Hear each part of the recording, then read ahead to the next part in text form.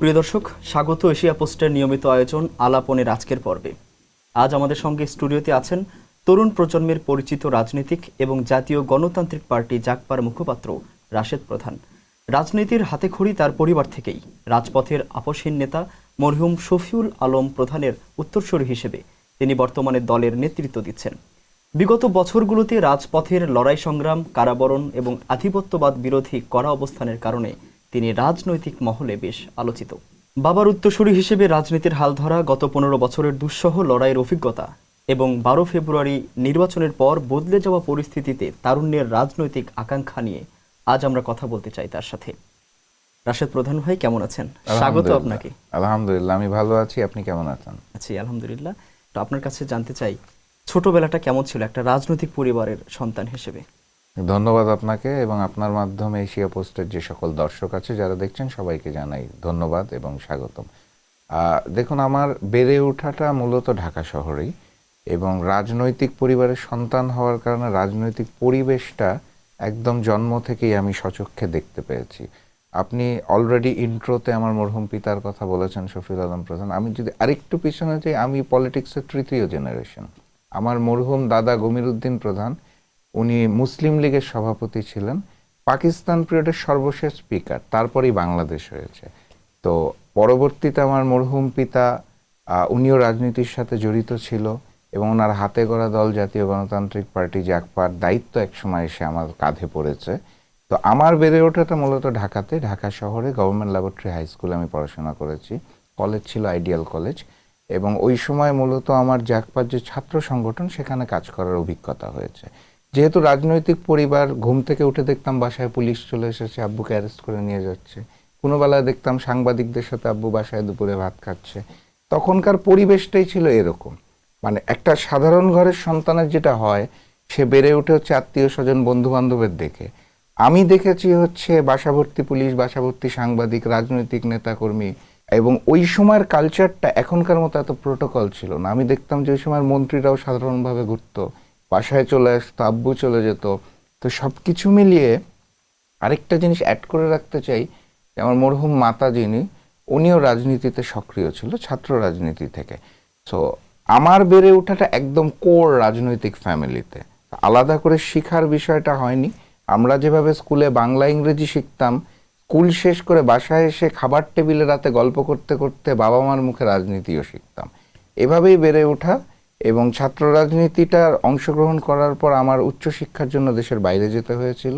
উচ্চশিক্ষা শেষে যখন দেশে ফিরে এসেছি, ফিরে আসার পরে 2012-13 দিক থেকে আবারও রাজনীতিতে সক্রিয় হওয়া এবং আমার যুব সংগঠনের রাজনীতিটা করা হয়নি, ছাত্রর পরে মূলত জাগপার সদস্য হিসেবে কার্যক্রম শুরু করা। তারপর তো পথ পরিক্রমায় আজকে একটা বড় দায়িত্ব নিয়েছি এবং চেষ্টা করছি সেই ফ্যামিলি লিগেসি এবং দেশের প্রতি দায়বদ্ধতা থেকে কাজ করে যাওয়ার।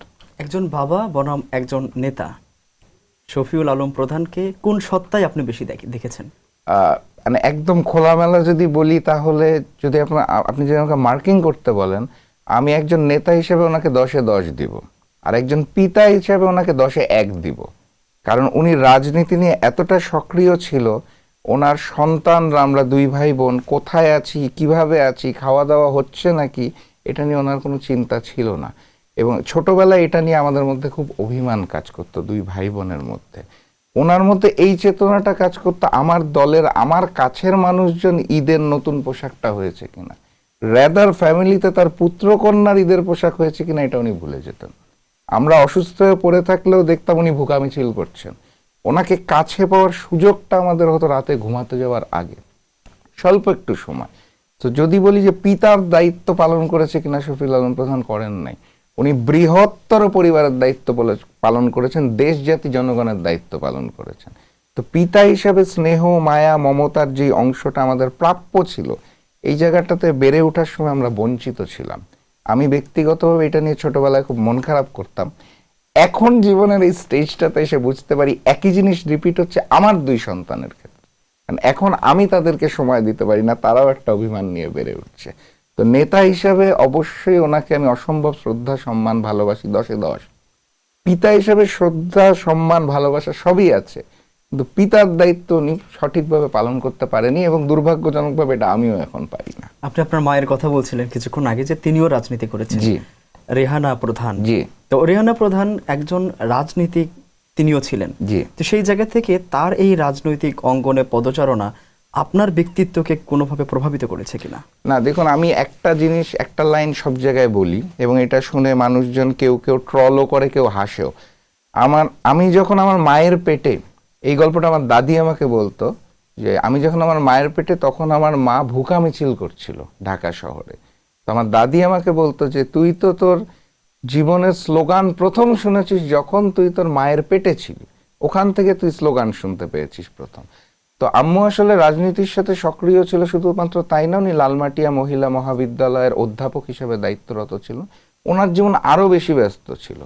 তো এই সব কিছু মিলিয়ে হ্যাঁ, ওনার একটা প্রভাব অবশ্যই আছে, প্রভাব বাবারও আছে, মায়েরও আছে, দাদা দাদির প্রভাবও আছে। কিন্তু যদি সক্রিয়ভাবে বলেন, হ্যাঁ, মায়ের প্রভাব অবশ্যই আছে। কারণ ওনার কাছে আমরা অনেক প্রশ্ন করার সুযোগ পেতাম, এটা কেন হচ্ছে, এটা কিভাবে হচ্ছে, এই হোসেন মোহাম্মদ এরশাদ কেন এখনো আসন মানে জায়গাটা ছেড়ে দিচ্ছে না, ক্ষমতা ছাড়ছে না, আচ্ছা কতজন মারা গেল। ওইভাবে কিন্তু ওনার থেকে আমরা অনেক বেশি গাইড পেয়েছি, আব্বুর থেকেও পেয়েছি, আম্মুর থেকে একটু বেশি পেয়েছি।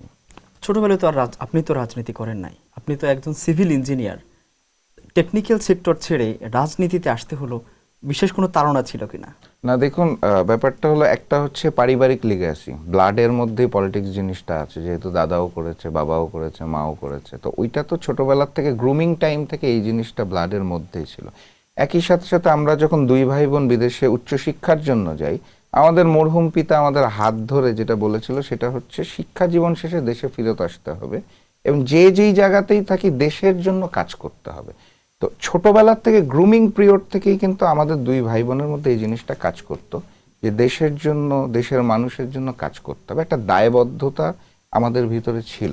এবং ওই জায়গাটার থেকে যখন ফেরত আসি, ফেরত আসার পরেই জাগপার যে কার্যক্রম, সেটার সাথে আবার জড়িত হতে হয়, ছাত্র সংগঠন করে বিদেশে চলে যাওয়া এবং আসার পরে জাগপার রাজনীতিতে সক্রিয় হওয়া। তখন যে খুব বড় পথ ছিল তা না, তখন আশেপাশে ঘুরতে হতো, দেখতে হতো, আরো শিখতে হতো, আরো ম্যাচিউরড হতে হতো। তখন আমার পিতা জীবিত।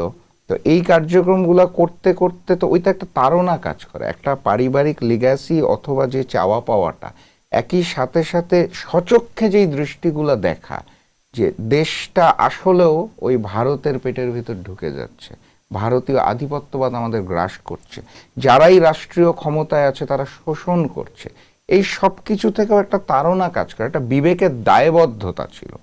এভাবেই ধীরে ধীরে সক্রিয় হয়ে যাওয়া। এখন আলটিমেটলি এখন এসে জীবনের এই পর্যায়ে আসলে ওই রাজনীতি, দেশের জনগণ ছাড়া অন্য চিন্তাগুলা ব্লার হয়ে যাচ্ছে ধীরে ধীরে। অন্য চিন্তার করা সম্ভব হয় না। আপনার বাবার মৃত্যুর পরে আপনি তো যখন দলের হাল ধরলেন একেবারে, তো এই যে হাল ধরাটার পেছনে কি আসলে শুধু আপনার দায়িত্বই ছিল, নাকি আসলে আবেগটাও কাজ করেছে?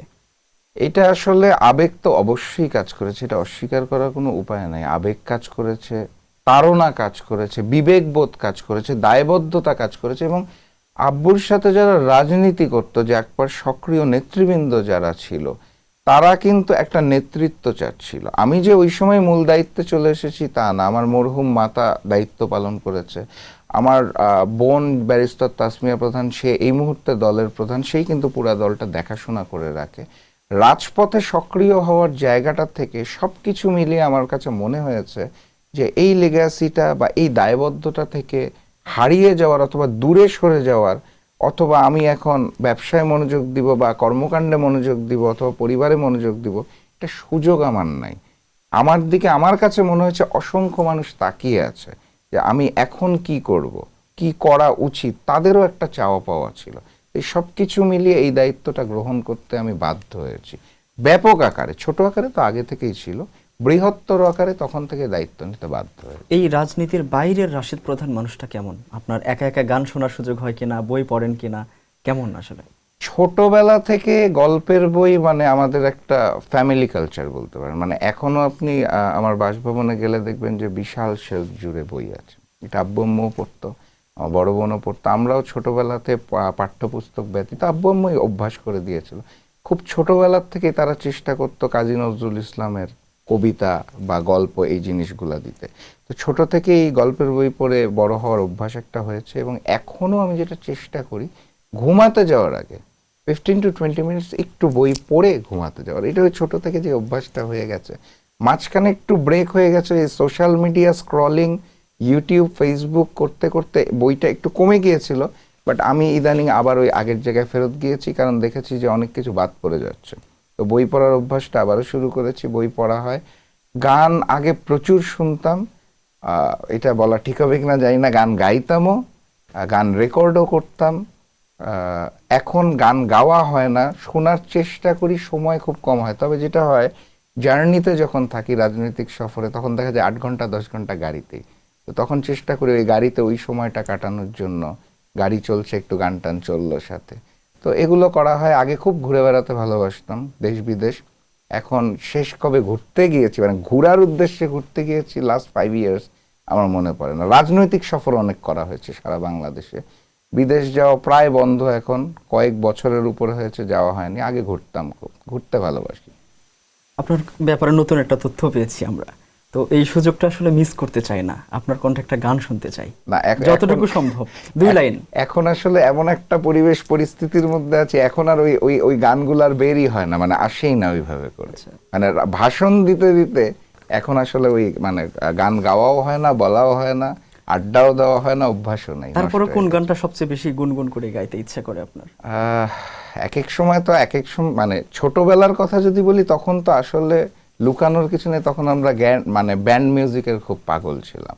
এবং ওই সময় আমি আমার ছাত্র জীবনে, আমার তো মনে আছে তখন হচ্ছে ধরেন জেমস, আইয়ুব বাচ্চু, ওয়ারফেজ, মানে ব্যান্ডগুলা কনসার্ট হতো, আমরা তখন কনসার্টেও দেখতে যেতাম।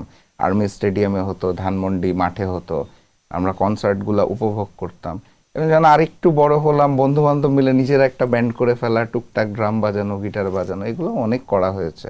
ওটা আসলে ছোটবেলার চ্যাপ্টার, এখন ওগুলাকে মনে হয় স্বপ্ন, মানে ওরকমও হয় জীবন, এটা এখন চিন্তাই করতে পারি না, এই আর কি। অনেক ছোটবেলার স্মৃতিচারণ করছেন, আপনার ছোটবেলার এমন কোনো স্মৃতি আছে কিনা যে এই স্মৃতিটা এখন আপনাকে রাজনৈতিক মাঠে লড়তে বেশি উৎসাহ দেয়? স্কুল জীবনে যেটা বলতে পারি, আমি গভর্নমেন্ট ল্যাবরেটরি হাই স্কুলে ছিলাম, আমার পাশেই ছিল ঢাকা কলেজ, নিউ মার্কেট, তার পাশেই ঢাকা ইউনিভার্সিটি। ওই জায়গাটা না রাজনৈতিক মহল একটা, মানে ছাত্র রাজনীতির কারণে।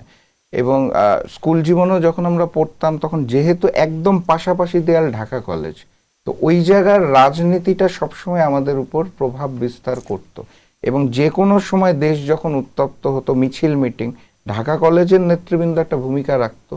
আমরা স্কুলে যাওয়া আসার, ছোট থাকতে, একদম ছোট থাকতে দেখতাম, বুঝতাম না যে একটা শান্ত রাস্তা দিয়ে রিক্সা নিয়ে যাচ্ছি, হঠাৎ করে কেন মারামারি শুরু হয়ে গেল। তো ধীরে ধীরে বোঝা শুরু করা, এবং ওই পরিবেশে বেড়ে ওঠার কারণে ওইখানকার রাজনৈতিক মহলটাও একটা প্রভাব বিস্তার করেছে। আমার মনে আছে যে বিভিন্ন সময় ঢাকা কলেজের বড় ভাইরাও আসতো আমাদের সাথে কথা বলার জন্য, যে এই পরিবেশ, রাজনীতিতে জড়িত হব কিনা, কি মতবাদ। তো ওই সময় আসলে একটু মিশে যাওয়ার সুযোগ হয়েছিল। এবং ওই সময়ও দেখেছিলাম যে ঢাকা কলেজের হল দখল নিয়ে অপরাজনীতি চলছে, বা মিছিল মিটিং নিয়ে অপরাজনীতি চলছে। ঢাকা কলেজের মাঠে আমরা যখন ক্রিকেট খেলতে যেতাম, তখনও দেখতাম যে মাঝে মাঝে বন্দুকের মহড়া চলছে। তো এই সব জিনিসগুলো মিলিয়ে একটা অনুভূতি, মিশ্র অনুভূতি কাজ করতো। মাঝে মাঝে পরিবেশ ভালো লাগতো, মাঝে মাঝে অপরাজনীতি দেখে মনে হতো এরকম বাংলাদেশ কেন, হাতে তো ক্রিকেট ব্যাট বল থাকার কথা, এই জায়গায় কেন রাইফেল পিস্তল ঘুরছে।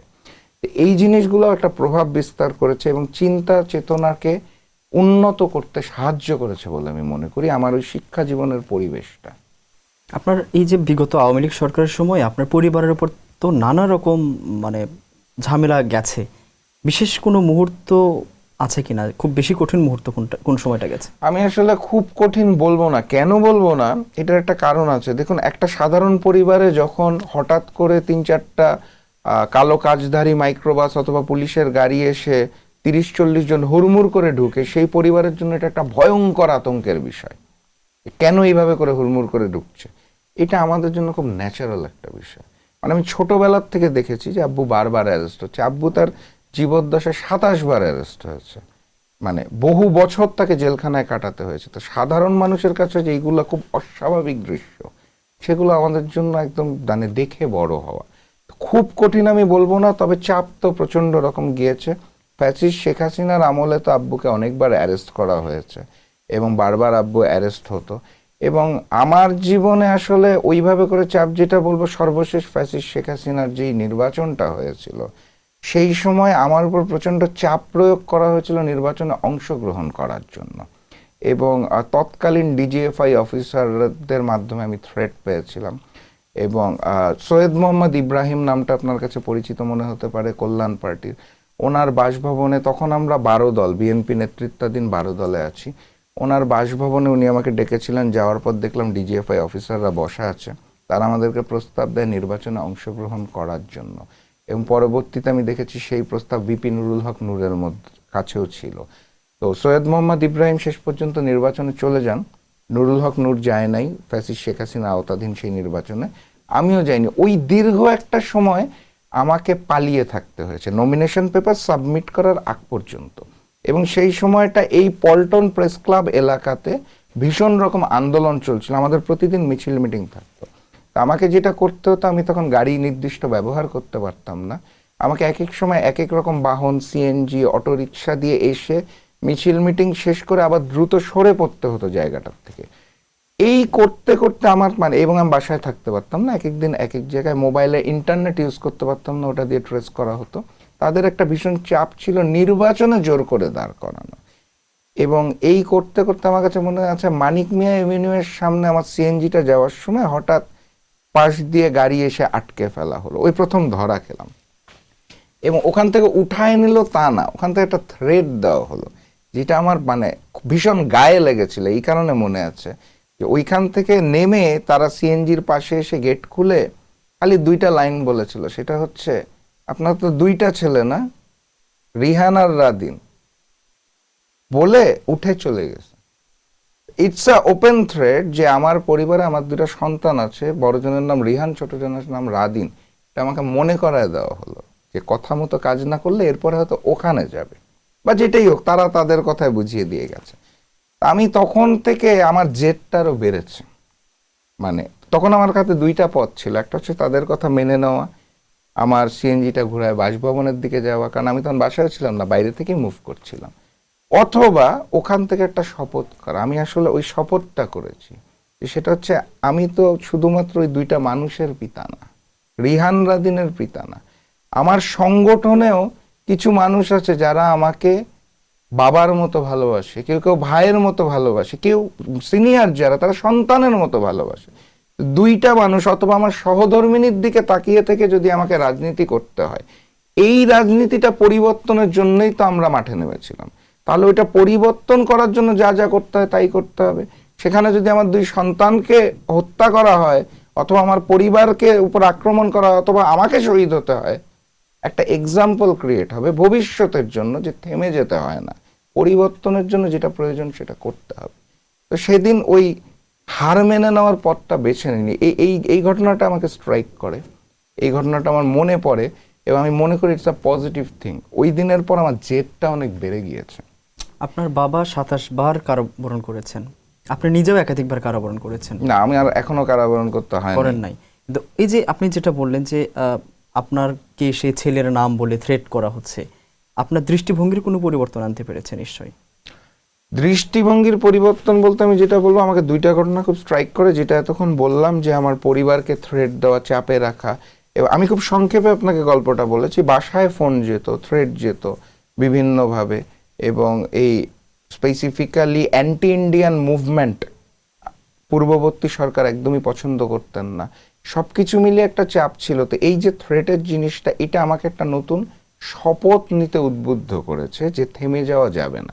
আরেকটা ঘটনা বলবো যেটা, সেটা হচ্ছে ফ্যাসিস্ট হাসিনা বিরোধী আন্দোলনের সময় যখন এই যে ছাত্ররা নেমে আসলো, পরবর্তীতে আমরা একাত্মতা ঘোষণা করলাম, এই সময় শুক্রবার জুম্মার দিন, খুব সম্ভবত 19 তারিখ ছিল, এটা জুলাই মাসের 19 তারিখ, অগস্টের 5 শেখ হাসিনার পতনের আগে, আমরা পল্টনে এলাকায় আমাদের সকালের কার্যক্রম শেষ করে আবার জুম্মার পরে কাজ করব বলে জুম্মার নামাজে যাচ্ছিলাম।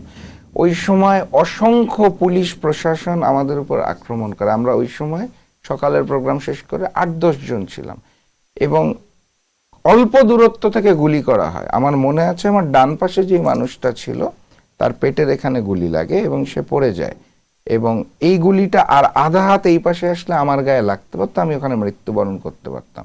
এবং গুলিটা যে করা হয়, আমরা তো আসলে আর্মি ট্রেনিং নেওয়া না যে লোড হচ্ছে গুলি করবে লাফ দিবে, এরকম তো না। আমি তো হতভম্ব হয়ে দেখছি যে গুলি করা হচ্ছে। তো ওই গুলিটা আমার ডান পাশের জন্য না লেগে আমারও লাগতে পারতো। ওই সময় টাইমটা আমি যদি এখনো স্লো মোশন লাগে আমার কাছে, যে একটা লোড হচ্ছে, গুলি করা হচ্ছে এবং গুলিটা লাগলো, মানুষটা পড়ে যাচ্ছে, আবারও লোড করা হচ্ছে পরের গুলি করার জন্য, পিছন থেকে আমার দলের মানুষজন আমাকে টানছে সরিয়ে নেওয়ার জন্য। ওই দিন আমি সাক্ষাৎ মৃত্যুটা দেখতে পেয়েছিলাম। এবং আমি এখনো যেটা মনে করি, বারবার মনে করি এবং বিশ্বাস করি, আমি আমার দ্বিতীয় জীবন যাপন করছি। আমার ওই দিন ওই মুহূর্তে ইন্তেকাল করার কথা ছিল, আমি মরি নাই, আমি আমার দ্বিতীয় জীবন কাটাচ্ছি। এরপর থেকে সামান্যতর ভয় যেটা ছিল ওটা চলে গেছে। যেহেতু আমি এখন লাইফ লাইনে আছি, আমার তো ওই দিনই মরে যাওয়ার কথা, তাহলে আল্লাহ আমাকে ওই দিন বাঁচিয়ে রেখেছে। এরপরে আমি যেটাই করি, আর কোনো জায়গায় আমার মাথা নত করার কিছু নাই। এক আল্লাহ ছাড়া কারোর সামনে মাথা নত করার কিছু নাই। আমি আমার দ্বিতীয় জীবন কাটাচ্ছি, যা দিতে পারবো এই সমাজকে, দেশকে, জনগণকে, সেটাই বোনাস, আলহামদুলিল্লাহ। ওই সময়টা তো আপনি বিএনপির সাথে ছিলেন, অর্থাৎ 20 দলীয় বিএনপি নেতৃত্ব 20 দল তখন ছিল না, 20 দল ভেঙে দিয়ে যুগপৎ আন্দোলন চলছিল, আমরা 12 দলীয় জোটে ছিলাম। 12 দলীয় জোটে ছিলেন। তো ওই সময়ের বিএনপির সাথে ছিলেন এবং এখন বিএনপির সাথে আপনি নেই। তো এই এখন বিএনপির সাথে সম্পর্কটা কেমন, বা ওই সময়ের সাথে পার্থক্যটা কেমন? দেখুন, বিএনপির সাথে তো আমার মিশা হচ্ছে একদম টপ লেয়ারের নেতৃবৃন্দ যারা সমন্বয় করতো তাদের সাথে। আরেকটা হচ্ছে তৃণমূলে যারা রাজপথে ছিল। তো টপ লেয়ারে যারা ছিল মুরব্বী, সবার সাথেই সুসম্পর্ক আছে, সালাম বিনিময় হয়, কোনো সামাজিক অনুষ্ঠানে গেলে দেখা হয়। ওইভাবে করে তো এখন আর বৈঠক হয় না, তো দেখা হলে সালাম বিনিময় হয়, কুশল বিনিময় হয়। তৃণমূলে যারা ছিল তাদের সাথে যোগাযোগ আছে, তাদের সাথে সুসম্পর্ক আছে। এখানে বলে রাখা ভালো, ওই সময়ে বিএনপি তৃণমূলে মানুষ হাতে গোনা যেত। কারণ ওই সময় বিএনপি ব্যানার নিয়ে রাজপথে নামলে ছাত্রদল হোক, যুবদল হোক আর বিএনপি হোক, সাথে সাথে প্রশাসন এসে উঠিয়ে নিয়ে যেত। তো ওরা রাজপথে নামতে পারত না। অল্প কিছু হাতে গোনা মানুষ রাজপথে নামতো, ভোরবেলা ঝটিকা মিছিল করে পালিয়ে যেত। আর কিছু মানুষ আমাদের সাথে যোগাযোগ করতো যে 12 দল মিছিলে নামবে বা জাকপা মিছিলে নামবে, আপনাদের সাথে একাত্ম হয়ে করি, কারণ হচ্ছে আমরা নামতে পারছি না। তা আমরাও বলতাম, আসেন ভাই, আজকের জন্য আপনি জাকপা, অসুবিধার কিছু নাই।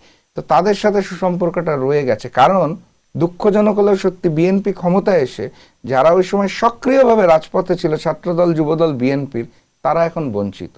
যারা সুবিধাবাদী বিএনপি ছিল, যারা রাজপথেই নামতো না হাসিনা বিরোধী আন্দোলনে, তারা এখন অনেক বড় বড় জায়গায় পৌঁছে গেছে। তো যারা তৃণমূলে ছিল তারা বঞ্চিত, তাদের সাথে ভালো সম্পর্ক আছে। আপনি তো এখন 11 দলীয় জোটে আছেন, আগে ছিলেন বিএনপি নেতৃত্বাধীন যে 12 দলীয় জোট। এখন এই যে 11 দলীয় জোটে আছেন, নির্বাচনের আগে কিন্তু একটা হাইপ ছিল যে এইবার হয়তো 11 দলীয় জোট ক্ষমতায় আসতে যাচ্ছে, একটা হাইপ উঠেছিল। শেষ পর্যন্ত ক্ষমতায় আসতে পারলো না কেন? ক্ষমতায় আসতে পারলো না এটা আসলে আমি বিশ্বাস করি না। আমি আমার জায়গা থেকে যেটা বিশ্বাস করি সেটা হচ্ছে জামাত নেতৃত্বাধীন 11 দল ক্ষমতায় এসেছে, জনগণ ভালোবেসে ভোট দিয়েছে। যেভাবে গণভোটে হাকে জয়যুক্ত করেছে, জামাত নেতৃত্বাধীন 11 দলকে ভোট দিয়ে জয়যুক্ত করা হয়েছে। কিন্তু একটি ম্যানেজ ভোট আয়োজন হয়েছে ঠিক 2008 সালের মতো, যেখানে ডিপ স্টেটকে ম্যানেজ করে, প্রশাসনকে ম্যানেজ করে, কমিশনকে ম্যানেজ করে, সরকারকে ম্যানেজ করে, মিডিয়াকে ম্যানেজ করে এই বিএনপি ফলাফলটাকে বদলে দিয়েছে। এটা আমি আমার জায়গা থেকে বিশ্বাস করি। আমার সৌভাগ্য হয়েছে এইবার জাতীয় নির্বাচনে, যেহেতু আমি নির্বাচনে দাঁড়াই নাই, আমার আসন ছিল পঞ্চগড় 1, এনসিপি শেষ মুহূর্তে আমাদের সাথে যোগ দেওয়া, ওই আসনটা আমি সার্জিস আলমকে ছেড়ে দিই। এবং আমার সৌভাগ্য হয়েছে এই পুরা নির্বাচনের সময় সারা বাংলাদেশ ঘুরে বেড়ানোর। ইচ্ছা ছিল 64 জেলায় ঘোরার, কিন্তু নির্বাচনী প্রচারণার যে সময় আমি 28টা জেলায় যেতে পেরেছি। 28টা জেলার যত আসন আছে সবগুলো এই 28টা জেলার আন্ডারে কভার করে। 28টা জেলা আমি প্রচারণা করতে পেরেছি, বাকিগুলো আমি সোশ্যাল মিডিয়ায় খবর পেয়েছি, দেখেছি। আমি তৃণমূল নিজের চোখে দেখেছি। আমি দেখে এসেছি জনগণ কিভাবে আমাদের প্রতি ভালোবাসা ঢেলে দিচ্ছে। জনগণ ভোট দিয়েছে, ভোটটাকে আমরা আমাদের ঘরে নিতে পারিনি। এখন ব্যর্থতা কার? ব্যর্থতা কি আমাদের, নাকি আগে থেকে যারা সবকিছু ম্যানেজ করে রেখেছিল তাদের দুর্নীতির? এটা আসলে সময় বিচার করবে, ইতিহাস বিচার করবে, জনগণ বিচার করবে। কিন্তু আমি একমত নই যে 11 দল জিততে পারেনি। আমি এখনো বিশ্বাস করি 11 দল জয়যুক্ত হয়েছে এবং জনগণ, জনতার প্রধানমন্ত্রী ডাক্তার শফিকুর রহমান, আমি এটাই বিশ্বাস করি। কিন্তু আপনি বলছেন ম্যানেজ ভোট হয়েছে, আবার ইঞ্জিনিয়ারিং এর কথাটাও কিন্তু আসছে আলোচনায়। হ্যাঁ, এই মানে যে আমি যেটা বলতে চাচ্ছি, আমার ভাষায় আমি এটার নাম দিয়েছি ম্যানেজ ভোট। যেমন ওই যে বলা হয় না যে রাতের ভোট, ডামি ভোট, বিভিন্ন নামকরণ, আমি এবার এটার নাম দিয়েছি ম্যানেজ ভোট, সবাইকে ম্যানেজ করে। ইঞ্জিনিয়ারিং তো ম্যানেজেরই একটা পার্ট। যদি ম্যানেজ ভোট হয়ে থাকে, এই বিষয়ে আপনারা শুধু বক্তব্যই দিচ্ছেন বিভিন্ন জায়গায়, কিন্তু অবস্থানটা কিন্তু দলীয়ভাবে বা জোটের পক্ষ থেকে যে স্পষ্ট করা, এইরকম স্পষ্ট বক্তব্য এখন পর্যন্ত কিন্তু কেউ দিচ্ছে না। না, এটার কারণ কি আমি আসলে? আপনার সাথে একমত না। কারণ হচ্ছে, আমার মনে আছে নির্বাচনের পরের দিন যখন জামাত অফিসে আমরা প্রেস কনফারেন্স করেছিলাম 11 দলের পক্ষ থেকে, আমি সেখানে উপস্থিত ছিলাম। আমাদের এই, আপনি যদি ঐক্য বলেন 11টি দলের সর্বোচ্চ নেতা supreme leader doctor Shafiqur Rahman নিজের মুখে বলেছে যে ইঞ্জিনিয়ারিং হয়েছে। উনি স্পষ্ট ভাষাতেই বলেছে। আর যেহেতু আপনার সাথে আজকে আড্ডাই হচ্ছে, আমি আড্ডার ছলে একটা গল্প শেয়ার করে রাখি। সেটা হচ্ছে, আমরা 11 দলের শীর্ষ নেতারা নির্বাচনের পরপরই বসেছিলাম, এবং বসার পরে আমাদের হাতে দুইটা পথ ছিল। একটা হচ্ছে নির্বাচন প্রত্যাখ্যান করা, নির্বাচনকে বয়কট করা এবং রাজপথে নেমে যাওয়া। এটার পক্ষেও অনেকে ছিল, ছিল না তা না। সেদিন ডাক্তার শফিকুর রহমান একটা চমৎকার কথা বলেছিল আমাদেরকে, এটা আমাদের জন্য শিক্ষণীয়। উনি যেটা বলেছিল সেটা হচ্ছে, আমরা ওই পুরানো বন্দোবস্তের রাজনীতি করতে চাই না, যে জিতে আসলেই সুষ্ঠু, হেরে গেলাম দুষ্ট, বয়কট করব, রাজপথে নামবো, জ্বালাও পোড়াও, হরতাল মিছিল মিটিং, এই রাজনীতি আমরা করতে চাই না। আমরা আগামী দিনের রাজনীতি করতে চাই। তো এই কারণে মূলত বয়কট করা হয় নাই নির্বাচনটা, number one. Number two, there is a possibilities, আমরা যদি এই সময় বয়কট করে রাজপথে নামতাম, তাহলে আমাদের কাছে মনে হচ্ছিল দেশে একটা অস্থিতিশীল পরিস্থিতির সৃষ্টি হবে। এই অস্থিরতার সুযোগ নিয়ে আওয়ামী লীগ প্রবেশ করার সুযোগ করবে, হয়তো জরুরি অবস্থা জারি হবে, হয়তো আর্মি দায়িত্ব নিবে, বা কিছু একটা পরিবর্তন আসবে যেটা গণতন্ত্রকে বিপদগামী করবে। দেখুন, গণতন্ত্রের জন্যই তো আমাদের এই আন্দোলন সংগ্রাম, জনগণের জন্য, গণতন্ত্রের জন্য। ওই সময় যদি আমরা বলতাম যে জনগণ ভোট দিয়েছে, আমাদের হারিয়ে দেওয়া হয়েছে ম্যানেজ ভোটের মাধ্যমে, আমরা বয়কট করলাম, রাজপথে নেমে গেলাম, জরুরি অবস্থা সৃষ্টি হয়ে যেত, যেটা আমরা চাইনি। আমরা শান্তিপূর্ণভাবে ওই সময় শীর্ষ নেতারা বসে সিদ্ধান্ত নিয়েছি, আমরা বিরোধী দল হিসেবে সংসদে কার্যকর ভূমিকা রাখব। যারা জোর করে ক্ষমতায় আসলো তাদের ভুল ধরিয়ে দেব, তাদের শুধরানোর সুযোগ দেওয়া হবে। একান্ত যদি না হয়, তাহলে রাজপথে আন্দোলন সংগ্রাম হবে, এবং আমার মনে হচ্ছে সেই দিকেই যাচ্ছে, কারণ তারা জুলাইকে অলরেডি অস্বীকার করছে। তার মানে ম্যানেজ ভোট হলেও আপনারা মেনে নিয়েছেন? ম্যানেজ ভোট হলেও আমরা দেশ, জাতি, জনগণ, গণতন্ত্রের স্বার্থে মেনে নিয়েছি, এবং যারা জোর করে এসেছে তাদেরকে একটি সুযোগ দিয়েছি শুধরানোর। 11 দলীয় জোটে যে কয়েকটি দল আছে জামাত ছাড়া, তো আপনি তো সম্পূর্ণ একটা ভিন্ন মেরুতে ছিলেন, মানে 12 দলীয় জোটে ছিলেন। তো হঠাৎ করে 5ই আগস্টের পরে 11 দলীয় জোটে এসেছেন, আপনার রাজনৈতিক কারণে এসেছেন। কিন্তু যেটা দেখা যায় যে এই 11 দলীয় জোটে জামাত ছাড়া যে দলগুলো আছে, সবচেয়ে বেশি অংশগ্রহণ আপনার থাকে, এবং আপনার বক্তব্যগুলো একেবারে স্পষ্টভাবে জামাতের পক্ষে দেয়। অনেকে তো বলেই বসে যে আপনি জামাতের কেউ কিনা। তো এই যে এই বক্তব্যগুলো আসে, আপনার এত সক্রিয়তার কারণটা কি আসলে? দেখুন, আমি একটু ব্যাকগ্রাউন্ড বলে নিই। সেটা হচ্ছে, বিএনপি নেতৃত্বাধীন 12 দলীয় জোটে ছিলাম, এবং যুগপথের পরবর্তীতে আমি জামাত নেতৃত্বাধীন 8 দল এসেছিলাম, যেটা পরে 11 হয়েছে। এটার পিছনে কারণটা 2 লাইনে বলে নিই, না হলে দর্শক ভুল বুঝতে পারে পরের উত্তরের সাথে। সেটা হচ্ছে, ফ্যাসিস্ট শেখ হাসিনার পতনের পরে আমরা যেই মজলুম বিএনপিকে আশা করেছিলাম সেটা পাইনি। আমরা দেখেছিলাম তারা ধীরে ধীরে শোষক হয়ে উঠছে, পাথর দিয়ে মানুষ হত্যা থেকে শুরু করে চাঁদাবাজি, অন্যান্য জিনিস। আমার যেটা প্রচন্ড গায়ে লাগতো, আমি অত্যন্ত স্বাধীন চেতা মানুষ, আমাকে আপনি টাকা দিয়ে কিনতে পারবেন না, আমাকে সম্মান দিয়ে আপনার ভাই বানিয়ে ফেলতে পারবেন। বিএনপির সিনিয়র নেতারা ঐক্যমত্য কমিশনের বৈঠকে যাওয়ার আগে আমাদের সাথে বসতো, যে কোন লাইন বলতে হবে হুবাহু ওয়ার্ড বাই ওয়ার্ড আমাদের তোতা পাখির মতো মুখস্থ করানোর চেষ্টা করতো। ঐক্যমত্য কমিশনে যে বিএনপির এটা পড়ে আসতে হবে। আমি তো বিএনপি করি না ভাই, আমি জাকপা করি। আমাকে আপনি বলতে পারেন আমরা এটা বলছি, আপনাদের কি মত? বিএনপি আমাদের উপর চাপিয়ে দিত। তো ওই চাপটা আমার কাছে পছন্দ হয়নি, এবং ঐক্যমত্য কমিশনে তারা এই সংস্কার বিরোধী অনেক কথা আমাদের দিয়ে বলাতে চাইতো। তো ওই সময় আমি সোহরাওয়ার্দী উদ্যানে জামাতের একটা জনসভায় অংশগ্রহণ করি, এবং বিএনপির এই পাথর দিয়ে হত্যার বিষয়টার প্রতিবাদ করি। পরবর্তীতে বিএনপির নির্দেশে 12 দল আমাকে বহিষ্কার করে ওখান থেকে। তারপর থেকে 8 দলের পথ চলাটা আমার শুরু। আপনি যেটা বললেন কেন আমি সক্রিয়, আমার পাল্টা প্রশ্ন, সক্রিয় হব না কেন? আমি তো রাজনীতি করতে নেমেছি।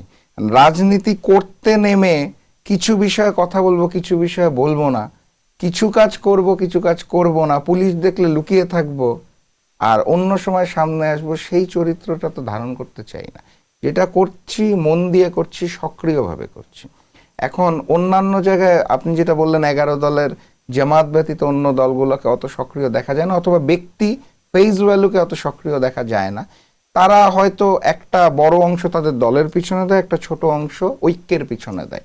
আমি যেটা মনে করি, ঐক্য অর্থ আমরা এখন 11টা দল ভাই, তো ঐক্যের উপকার হয় এরকম কোনো কাজ করলে আমার দল পিছিয়ে যাবে, ঐক্য এগিয়ে যাবে বা জামাত একা এগিয়ে যাবে, এই বিশ্বাসটা আমি করি না। আমি বিশ্বাস করি আমরা সবাই একসাথে পথ চলছি, একসাথে সামনে যাব। সো 11 দলীয় ঐক্যের পক্ষে কাজ করলে সেটা ঐক্যেরও কাজ হবে, আমারও কাজ হবে, আমার দলেরও কাজ হবে। আমি এইভাবেই চিন্তা করি। আপনি যেটা বললেন যে বিএনপির চাঁদাবাজি বিষয় নিয়ে বলেছেন, আবার পাথর দিয়ে মানুষ মারার বিষয়টি বলেছেন, আরও নানা রকম অভিযোগ আছে।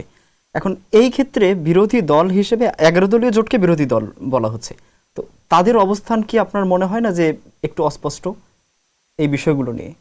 না, আমরা প্রত্যেকটা বিষয় নিয়ে সক্রিয়ভাবে প্রতিবাদ জানিয়েছি, সেটা স্টেটমেন্টে হোক, সেটা মিছিলে হোক, সেটা মিটিং। আমার কাছে যেটা মনে হয় যে আমরা দীর্ঘ একটা মাস, রহমতের একটা মাস পার করেছি, যেই সময়টাতে আসলে অনেকেই ওমরা করার জন্য বিদেশে থাকে। যেমন আল্লামা মামুনুল হক আমাদের, উনি কিন্তু ওমরার জন্য একটা দীর্ঘ সময় বিদেশে এবং এখনও বিদেশে। তো যেটা হয় এই সিয়াম সাধনার মাসে আপনি খেয়াল করবেন ইফতারের পরবর্তী অংশ, যেমন আমার জীবনে যেটা হয়েছে, একটা দীর্ঘ সময় তারাবির জন্য মসজিদে থাকতে হয়েছে। অন্য সময় যেমন সন্ধ্যার পরবর্তী সক্রিয় রাজনীতিতে আমি পল্টন অফিসে বসি, এই সময়টা আমাকে থাকতে হয়েছে মসজিদে। দিনমানও যেই সময়টা থাকে, আপনি সেহরি পরবর্তী ইফতারের যে টাইমটা, রাজনৈতিক কর্মকাণ্ড করার পরে অন্যান্য সিয়াম সাধনা এই সকল কার্যক্রম একসাথে কম্বিনেশন করার ক্ষেত্রে একটা গ্যাপ সৃষ্টি হয়, এটাই স্বাভাবিক। এবং যেহেতু মাত্র আমরা রমজান মাস এবং ঈদটা শেষ করলাম, এই কারণে মনে হতে পারে যে আমরা বোধহয় একটু দূরত্বে আছি বা গ্যাপে আছি বা এত সক্রিয় প্রোগ্রাম হচ্ছে না কেন। এর মধ্যেও কিন্তু হয়েছে, রোজার মধ্যেও আপনি খেয়াল করবেন মিছিল হয়েছে, মিটিংও হয়েছে, সেমিনার হয়েছে, হলভিত্তিক প্রোগ্রাম হয়েছে, কিন্তু সক্রিয় একদম ফুল টাইম যেটা বলে সেই জিনিসটা হয়নি, এটাই স্বাভাবিক। এখন নতুন সময় আসছে, আবারও সংসদ শুরু হতে যাচ্ছে 29 তারিখ থেকে। আপনি নিশ্চয়ই খেয়াল করেছেন বিএনপি অলরেডি জুলাই সনদ বিরোধী কার্যক্রম স্টেটমেন্টও দেওয়া শুরু করেছে, বক্তব্যও শুরু করেছে, তারা শপথও নেয় নাই। এবং এই জুলাই তো আমাদের মনের চাহিদা, আত্মার চাহিদা, জনগণের চাহিদা। প্রায় 70% ভোট পেয়ে আমরা গণভোটে হাঁকে জয়যুক্ত করেছি। এখন বিএনপি যদি আলটিমেটলি এটাকে এভাবেই করতে থাকে, আন্দোলন সংগ্রাম প্রতিবাদ প্রত্যেকটা বিষয়ে বিরোধী দলের ভূমিকা সংসদে এবং রাজপথে, এটা আপনি দেখতে পাবেন, এটা আমি নিশ্চিত করতে পারি। এই বর্তমান যে সরকার আছে, এই সরকার কিন্তু বিপ্লব পরবর্তী সরকার। তো বিপ্লব পরবর্তী একটা সরকারের কাছে জনগণের নানা রকম চাহিদা থাকে, আকাঙ্ক্ষা থাকে। গত 2 মাসে এই বিএনপি সরকার জনগণের যে জন আকাঙ্ক্ষা, যেটা কতটা পূরণ করতে পারছে বলে মনে হয়? আমি এই জায়গাটাতে একটু দ্বিমত পোষণ করব। বিপ্লব পরবর্তী সরকার যদি বলেন তাহলে সেটা ইউনূস সাহেবের সরকারটা ছিল। এটা হচ্ছে বিপ্লব পরবর্তী প্রথম গণতান্ত্রিক সরকার, মানে ভোটের মাধ্যমে আসা সরকার। সেই হিসাবে যদি আপনি বলেন তাহলে প্রথম 2 মাস নিয়ে মন্তব্য করাটা খুব কঠিন, সময়টা খুব অল্প। যে কেউ দায়িত্ব নেওয়ার পর মিনিমাম তাকে হানিমুন পিরিয়ড, পলিটিক্যাল ল্যাঙ্গুয়েজে যেটা বলা হয় 100 ডেজ হানিমুন পিরিয়ডটা দিতে হয়। তো তারপরে মন্তব্য করা সহজ হবে। তবে সংক্ষিপ্ত আকারে যা দেখলাম তাতে যদি বলতে বলেন তাহলে আমার কাছে মনে হয়েছে এই সরকারটা আসার পরে একটু বলিউডকে ফলো করছে, ইন্ডিয়ান মুভিকে। মানে হচ্ছে মিডিয়া, সোশ্যাল মিডিয়া, ট্র্যাডিশনাল মিডিয়াতে কিভাবে ঢালাওভাবে নিজেদের প্রচারণাটা আনা যায়। আপনি খেয়াল করবেন মিডিয়ার একটা বড় অংশ জুড়ে থাকে পায়ে হেঁটে অনুষ্ঠানে অংশগ্রহণ করলেন তারেক রহমান, অথবা বাবার দিকে পানি এগিয়ে দিচ্ছে জাইমা রহমান, অথবা একজন স্কুল ছাত্রকে তুলে নিয়ে যাওয়া হয়েছে, অপহরণ হয়েছে, তারেক রহমানের ফোনে 1.25 ঘন্টায় উদ্ধার হলো স্কুল ছাত্র। এই টাইপের জিনিসগুলো আপনি বেশি দেখবেন। রাদার আপনি দেখবেন না যে এই ভোটটা শেষ হয়ে যাওয়ার পরে বিএনপির নেতাকর্মীরা 11 দলের নেতাকর্মীদের উপর ঝাঁপিয়ে পড়েছে, দোকানপাট ঘর হামলা করছে, আগুন দিয়ে পুড়িয়ে দিচ্ছে। ধর্ষণের ঘটনা ব্যাপক হারে বেড়ে গেছে। চাঁদাবাজি নিয়ে আমি কিছু বলতেই চাই না, এটা তো সমঝোতার ভিত্তিতে চলছে এখন। এই জিনিসগুলাকে সামনে আসতে দেওয়া হচ্ছে না, বরং কিছু স্টোরি বিল্ড করা হচ্ছে বলিউডের মুভি স্টাইলে, হিন্দি সিনেমা স্টাইলে, সেগুলোকে সামনে আনা হচ্ছে। তা আমার কাছে যেটা মনে হচ্ছে যে এই 2 মাসে যতখানি আসলে কার্যক্রম করার কথা তার চেয়ে বেশি লোক দেখানো বিষয়ে বেশি হচ্ছে। যেহেতু উনি বক্তব্যে বলেছিলেন জনাব তারেক রহমান কার্ডের কথা একটা জায়গায় উদ্বোধন করা হয়েছে, বা খাল খননের কথা একটা জায়গায় উদ্বোধন করা হয়েছে। মানে সবকিছু একটু একটু করে একটা হাইপ ক্রিয়েট করে রাখা, we are doing everything, actually nothing. আমি এইভাবে মূল্যায়ন করব। তবে আরো বিস্তারিত মূল্যায়নের জন্য অবভিয়াসলি বিএনপিকে হানিমুন পিরিয়ডটা দিতে হবে। ঠিক নির্বাচনের পরপরেই একটা বিষয় নিশ্চয়ই আলোচনায় আছে যে আওয়ামী লীগ ফিরছে, আবার নির্বাচনের পরের দিন থেকে দেখা যাচ্ছে যে আওয়ামী লীগের বিভিন্ন কার্যালয়গুলো খুলে যাচ্ছে। তো খুলে যাচ্ছে বা খুলে দেওয়া হচ্ছে বা সুযোগ দেওয়া হচ্ছে, যেটাই বলি, তো এই যে আওয়ামী লীগের ফেরার যে বিষয়টা, এটা কি আসলে আপনার কি মনে হয় যে বিএনপির নির্বাচনী কোনো সমীকরণ কিনা? আমি যে বলছিলাম যে ম্যানেজ ভোটের মাধ্যমে বিএনপি ক্ষমতায় এসেছে, এই ম্যানেজ ভোটের মধ্যে তো ইন্ডিয়ান র আছে, ডিপ স্টেটও আছে, আওয়ামী লীগও আছে। তো তারা তো এই সমঝোতাগুলো করেই একটা ম্যানেজ ভোট আয়োজন করেছে, এবং এই কারণে ওই জায়গা থেকে তারা এখন বাধ্য আওয়ামী লীগকে সুযোগ দেওয়ার জন্য। তো যেহেতু তারা একটা চুক্তির মাধ্যমে এসেছে, তাদেরকে এগুলো এখন পালন করতেই হবে। আমার খুব খারাপ লাগে, মানে দুর্ভাগ্যজনক, আমার বাড়ি হচ্ছে পঞ্চগড়। পঞ্চগড়ে সর্বপ্রথম আওয়ামী লীগের অফিস উদ্বোধন করে দেওয়া হলো ভোটের পরের দিন, যখন আনুষ্ঠানিক ফলাফল মানে হচ্ছে যেটা গ্যাজেটের মাধ্যমে প্রকাশ হয়, আনুষ্ঠানিক ফলাফল ঘোষণা করার আগে আমার জেলা পঞ্চগড়ের বিএনপি স্থানীয় নেতা নিজে দাঁড়িয়ে থেকে আওয়ামী লীগের অফিস উদ্বোধন করে দিলেন। এটা দিয়ে যাত্রা শুরু। এরপরে বিভিন্ন জায়গায় আওয়ামী লীগের অফিস উদ্বোধন হচ্ছে, পতাকা উড়ানো হচ্ছে, মিছিল করা হচ্ছে, স্লোগান দেওয়া হচ্ছে, এবং আওয়ামী লীগ এই মুহূর্তে বেশ আনন্দে আছে, কারণ আওয়ামী লীগ এবং বিএনপি এই মুহূর্তে মিলেমিশে একাকার। আমি তো ডিফারেন্স দেখতে পাচ্ছি না। একটু পর্দার অন্তরাল থেকে অথবা সামনে এখনো আসেনি, পর্দার অন্তরাল থেকেই চলছে। বাট এই মুহূর্তে আওয়ামী লীগ আর বিএনপির মধ্যে আমি আসলে আলাদা করে কোনো কিছু দেখতে পাই না। আমার কাছে মনে হয় তারা মিলেমিশে একাকার। যদি মিলেমিশে একাকার হয় বা আওয়ামী লীগ যদি পুরোপুরি ফিরে আসে, লাভকার ক্ষতিকার? ক্ষতি সর্বপ্রথম যারা সুযোগ দিচ্ছে তাদের। আমি বিএনপির কথা বলছি। শহীদ প্রেসিডেন্ট জিয়াউর রহমান অত্যন্ত উদার চিত্তে আওয়ামী লীগ পুনর্বাসনের অনুমতি দিয়েছিলেন। এই বর্তমান ফ্যাসিস্ট শেখ হাসিনাকে ওই সময় ভারত থেকে দেশে আসার সুযোগ দিয়েছিলেন। শেখ হাসিনা বাংলাদেশে পা রাখার 13 দিনের মাথায় শহীদ প্রেসিডেন্ট জিয়াউর রহমানকে হত্যা করা হয়েছে, 13 ডেজ। তো আওয়ামী লীগ যখন সুযোগ পাবে প্রপারলি, এখন তো মিলেমিশে একাকার বলছি, যখনই আওয়ামী লীগকে সুযোগ দিয়ে ওই দানবটা পরিণত করতে বিএনপি সহায়তা করবে, আওয়ামী লীগ সবার আগে এই বিএনপিকেই হত্যা করবে। এটা আমি আপনাকে ভবিষ্যৎবাণী করে দিলাম। বিএনপি একটা ভুল করছে। তারা ক্ষমতার জন্য এই গণতন্ত্রকে প্রথমে হত্যা করলো। ক্ষমতায় আসার পর আপনি খেয়াল করবেন প্রশাসনিক যত পদ আছে সবগুলোকে ভোট বাদে নিজেদের লোক বসিয়ে দেওয়া শুরু করলো। আওয়ামী লীগ পুনর্বাসনের কাজ তারা পর্দার অন্তরাল থেকে করছে। আমি বলে দিচ্ছি আপনাকে, আওয়ামী লীগ যখনই শক্তি সঞ্চয় করবে সর্বপ্রথম এই বিএনপিকেই হত্যা করবে। সেই সময় শহীদ প্রেসিডেন্ট জিয়াউর রহমান নিজের জীবন দিয়েছিল। আমি জানি না এখন কাকে কাকে জীবন দিতে হবে, তবে সাংগঠনিকভাবে বিএনপি ধ্বংস এই আওয়ামী লীগের হাতেই হবে। আমাদের কিছু করা লাগবে না, জনগণেরও কিছু করা লাগবে না। আমাদের জায়গা থেকে যদি বলি, আমরা জানি আমাদের শত্রুকে। বিএনপি তো জানেই না তার শত্রুকে। বিএনপি এই মুহূর্তে আওয়ামী লীগকে বন্ধু বানিয়েছে। তো তারা তাদের বন্ধুর হাতেই নিজেদের ক্ষতি ডেকে আনছে। আমি এভাবেই চিন্তা করি। নির্বাচনের আগে তারেক রহমান যখন দেশে ফিরলেন, আপনার বেশ কয়েকটি বক্তব্য বেশ আলোচনায় এসেছিল, মন্তব্য করেছিলেন তারেক রহমানকে নিয়ে বা বিএনপিকে নিয়ে। এখন আপনার অবস্থান কি? না, আমি তো আমার জায়গা থেকে সরি নেই, আমি তো আমার জায়গাতেই আছি। আমি ওই সময় আমার বক্তব্যে স্পষ্ট করে যেটা বারবার বলেছি, আপনি যেটার কথা বলার চেষ্টা করছেন আমার ধারণা সেটা হচ্ছে লন্ডনের মুফতি জনাব তারেক রহমান। তো এটা তো আমি এখনো বলি, এটা অস্বীকার করার কোনো কারণ নাই। উনি লন্ডন থেকে নামার পরে ইসলাম ধর্মের ইতিহাসই পরিবর্তন করে দেওয়ার চেষ্টা করলো। বদরের যুদ্ধে কে দায়িত্ব নিয়েছে উনি নতুন নতুন ইতিহাস বলা শুরু করলো, এবং কে কাফের থাকবে কে মুসলিম থাকবে এই জাতীয় জিনিস উনি নির্ধারণ করা শুরু করলো। তো আমার কাছে মনে হয়েছে লন্ডন থেকে একজন মুফতি সাহেব এসেছে, আমি সেটাই মনে করি। তবে উনি রাষ্ট্রীয় ক্ষমতা নেওয়ার পরে ইসলাম বিষয়ক বক্তব্য কম রাখছেন। আমার ধারণা উনি বুঝতে পেরেছেন যে আরেকটু পড়াশোনা করে কথা বলা উচিত। অথবা আমি যেটা মনে করি, ওনার স্ক্রিপ্ট যারা লিখে দেয়, আপনি খেয়াল করে দেখবেন উনি কিন্তু স্ক্রিপ্ট ছাড়া কথা বলতে পারে না।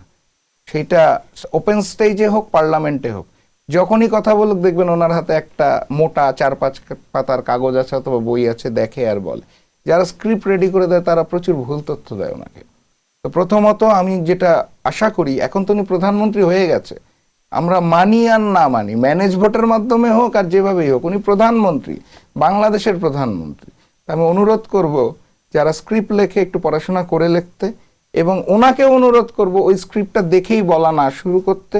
আমাদের হাতে এখন খুব সহজ সমাধান আছে, সবার হাতে ফোন থাকে, ইন্টারনেট থাকে, গুগল থাকে, তথ্যটা লিখলেই সঠিক তথ্য বের হয়ে আসে। একটু দেখে শুনে বলা উচিত, কারণ যেহেতু দেশের প্রধানমন্ত্রী, উনি ভুল তথ্য দিলে সারা বিশ্বের সামনে দেশের ভাবমূর্তি ক্ষুণ্ণ হয়। অতএব একটু পড়াশোনা করে বলা উচিত।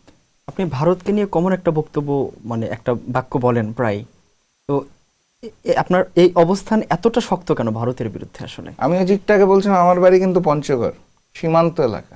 আচ্ছা, আমি ছোট থেকে দেখেছি যে কিভাবে করে সীমান্তে মানুষ হত্যা করা হয় এবং কোনো কারণ ছাড়া হত্যা করা হয়।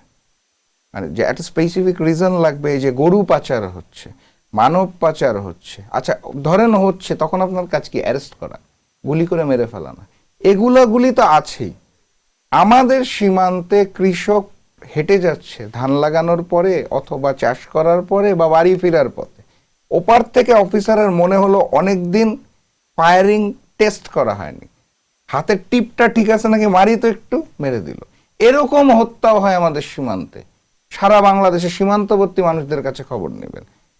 এই যে একটা আগ্রাসী মনোভাব ভারতের, এটা তো আছেই, এটা আমার স্বচক্ষে দেখা।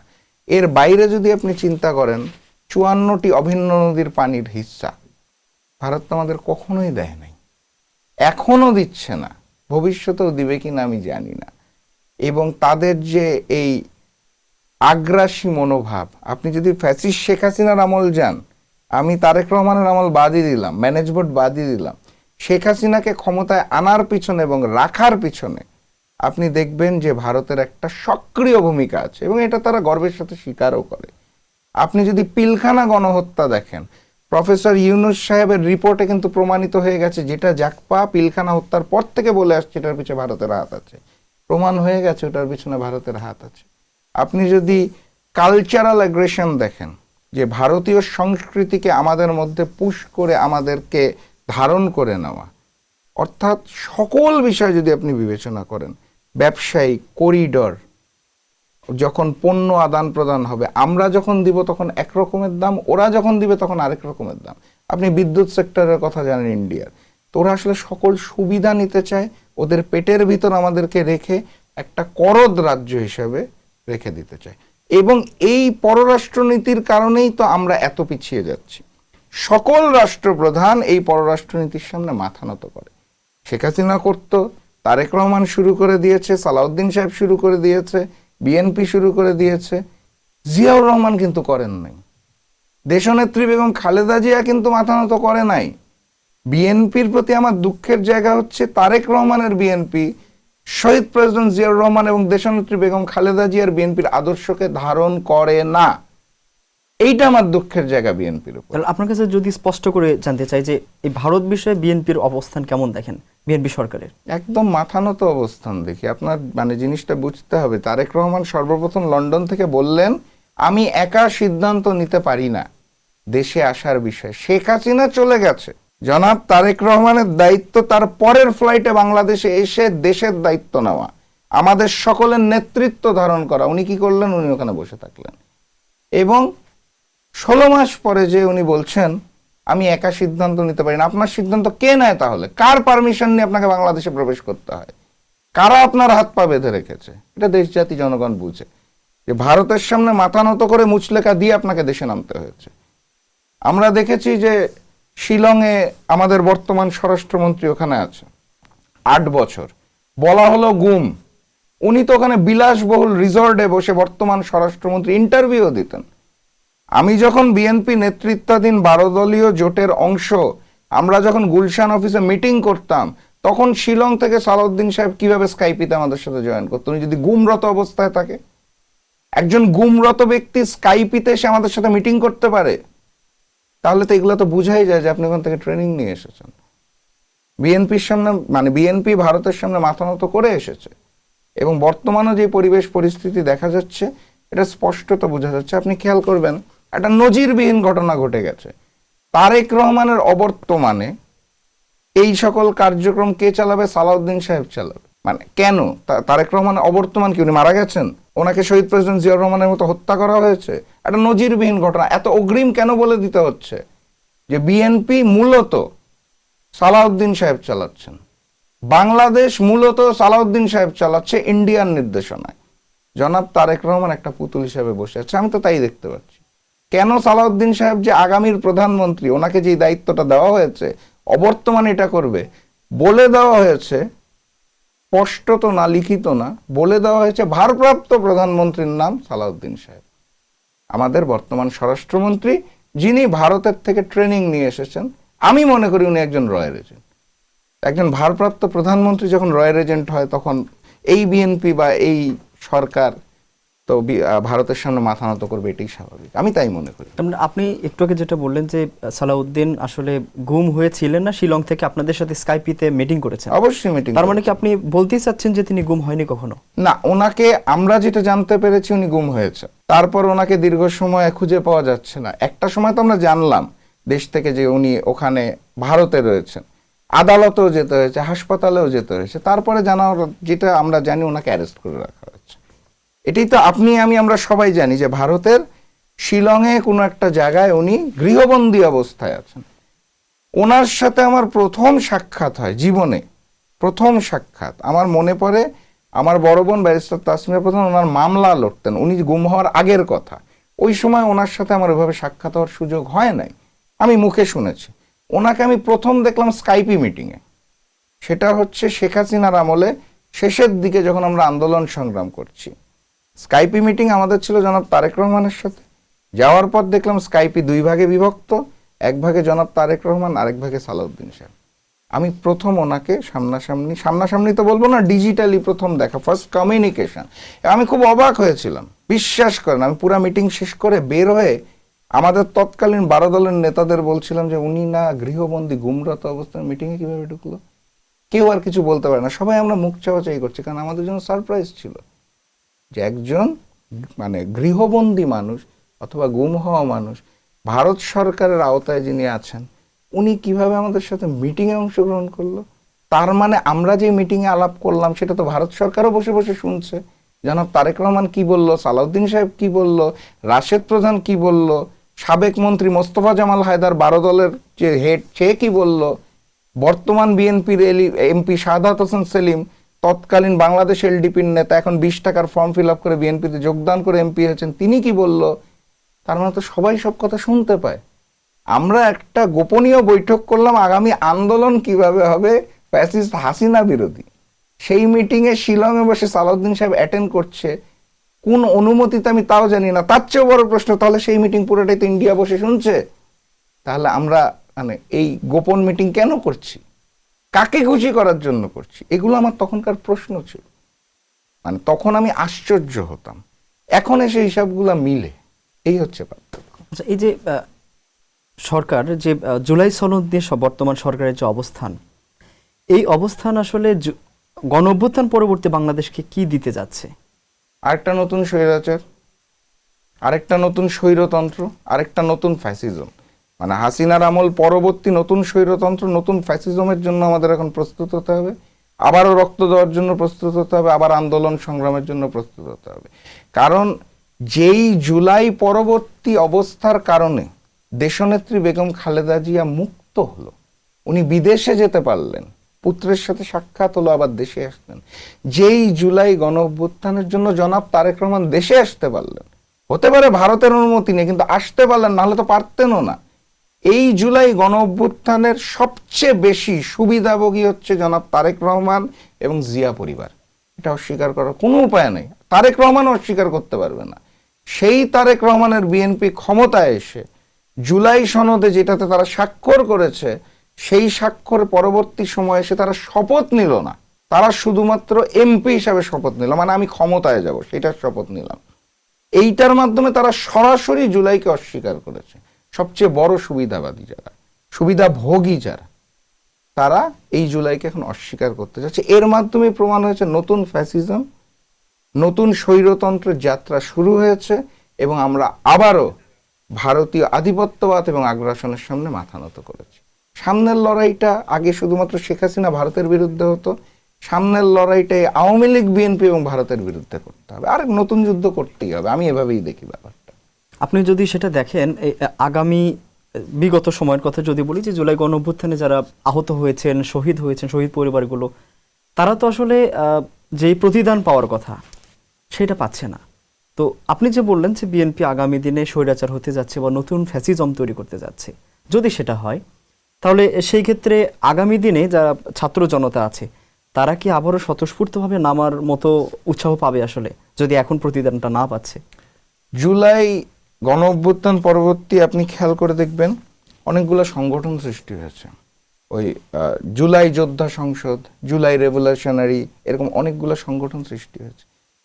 ঈদের 3টা দিন বিশ্বাস করবেন না, প্রত্যেকটা সংগঠনের নেতৃবৃন্দ আমাকে ফোন দিয়েছে, আমরা কবে আবার নামবো এই প্রশ্নটা নিয়ে। আমি বললাম কিসে নামবো, আমি শুনতে চাচ্ছিলাম যে মানে আকাঙ্ক্ষাটা কি। আকাঙ্ক্ষাটা হচ্ছে, তাদের কথা হচ্ছে বিএনপি জুলাইকে অস্বীকার করেছে এবং ভবিষ্যতে যে আমরা যারা যুদ্ধের ময়দানে ছিলাম আমাদেরকেই বিএনপি একসময় আসামি বানাবে, তারা এখন বিএনপিকে এই দৃষ্টিতে দেখছে এবং তারা জানতে চাচ্ছে আমরা কবে নামবো, আপনারা কি আমাদের সাথে থাকবেন নাকি আমরা নিজেরা আলাপ করে শুরু করে দিব। এটা হচ্ছে তাদের চিন্তা চেতনা। তো তারা বুঝতে পারছে তাদের সাথে বেইমানি করা হয়েছে, তাদেরকে বঞ্চিত করা হয়েছে। তারা যে অনেক কিছু পাবে এই আকাঙ্ক্ষায় তারা ফোন দিচ্ছে না যে আমি একটা করে ফ্ল্যাট পাবো, একটা করে বাড়ি পাবো, একটা করে গাড়ি পাবো। তাদের কথা হচ্ছে আমার ভাইরা যে রক্ত দিল, আমার পরিবারের মানুষ যে রক্ত দিল, আমরা যে হামলার শিকার হলাম, তারপর যে এত কিছু হয়ে গেল, এরপরেও এসে এখন স্বীকৃতির জন্য দাঁড়ে দাঁড়ে ঘুরতে হবে, আবার নামতে হবে, এই পরিস্থিতিতে নিয়ে গেল বিএনপি আমাদের। এটা হচ্ছে তাদের দুঃখের জায়গাটা। তাহলে তারা কি উৎসাহ পাবে পরবর্তীতে নামতে? তারা অপেক্ষায় আছে যে আমরা তাদের সাথে যাব কি যাব না, না হলে তারা নিজেরাই নেমে যাবে, আমাদেরকেও তারা লাথি দিয়ে ছুঁড়ে ফেলে দিবে। তারা ফ্যাসিস্ট শেখ হাসিনার চোখে চোখ রেখে কথা বলেছিল, পুলিশের বন্দুকের সামনে বুক পেতে দিয়েছিল।